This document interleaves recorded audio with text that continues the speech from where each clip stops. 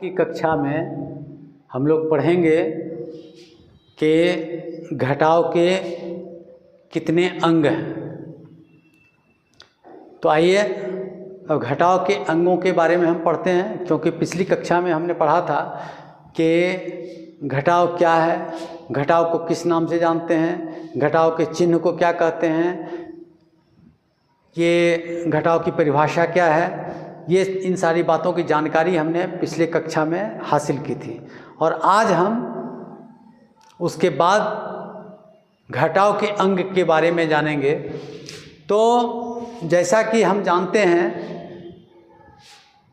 कि पिछले के क्लास में हमने बताया था कि मनुष्य के शरीर में या किसी वस्तु या कोई सामान या किसी चीज़ में पार्ट्स ही होते हैं, सबका अपना अपना पार्ट्स होता है, अंग होता है। उसी तरह से जोड़ का भी अंग होता है, घटाव का भी अंग होता है। तो जोड़ के अंगों के बारे में हमने पिछले कक्षा में अध्ययन कर लिया था। अब आज की कक्षा में अध्ययन करेंगे पार्ट्स ऑफ सब्ट्रैक्शन, घटाव के अंग। तो आइए अब जानते हैं कि घटाव के अंग में क्या क्या है। तो घटाव के मुख्य रूप से 3 अंग होते हैं। घटाव के मुख्य रूप से 3 अंग होते हैं जो इस प्रकार हैं: जमा या व्योज्य, खर्च या व्योजक, शेष या शेषफल।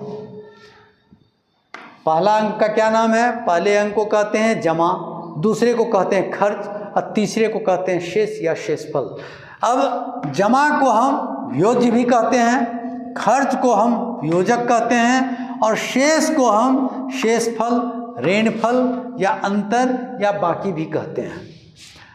उदाहरण के तौर पर हम लेते हैं कि 8 जो घटाव 3 बराबर 5, 8 - 3 = 5। यानी ये 8 जो हुआ ये जमा हुआ या व्योज हुआ, यानी जमा संख्या हुई या व्योज्य संख्या हुई।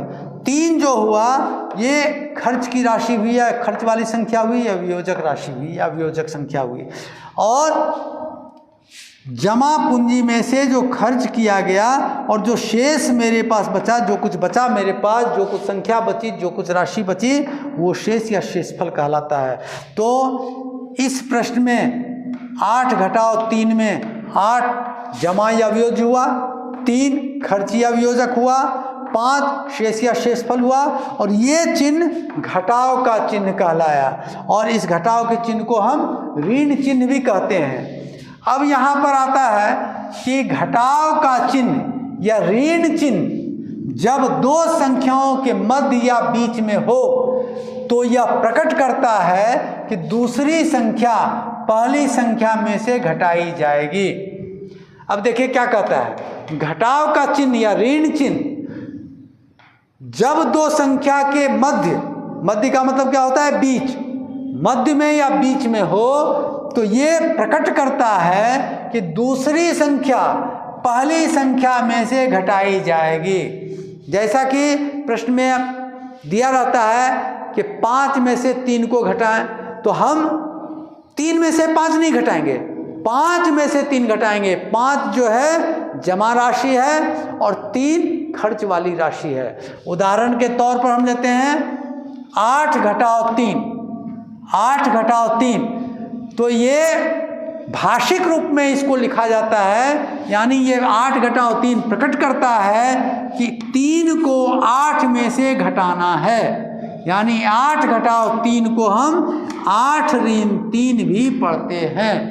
तो आज हमने सीख लिया कि घटाव के कितने अंग हैं और संख्या दी हुई हो तो किस अंग को हम क्या कहते हैं। तो अगले कक्षा में हम इसके अंगों का विश्लेषण सीखेंगे।